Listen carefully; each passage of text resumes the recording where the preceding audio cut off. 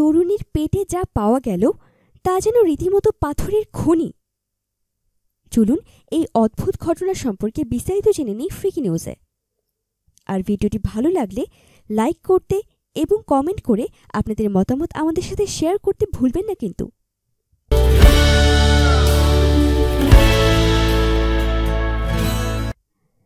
তরুণীর পেটে পাওয়া গেল পাথরের খনি। অবিশ্বাস্য মনে হলেও এমন আজব ঘটনাই ঘটেছে। এক তরুণীর পেটে পাওয়া যায় 1110টি পাথর।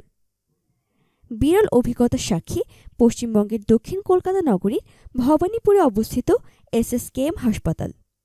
জানা গেছে, কিছুদিন আগে পেটে ব্যথা নিয়ে এসএসকেএম হাসপাতালে ভর্তি হন কোমল বাজাজ নামে 20 বছর বয়সী এক তরুণী।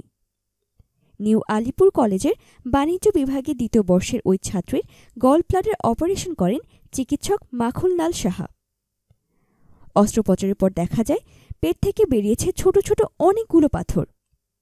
পরে গুণে দেখা যায় এর সংখ্যা মোট 1110টি। এই ঘটনার পর অবাক হয়ে যান চিকিৎসকরাও।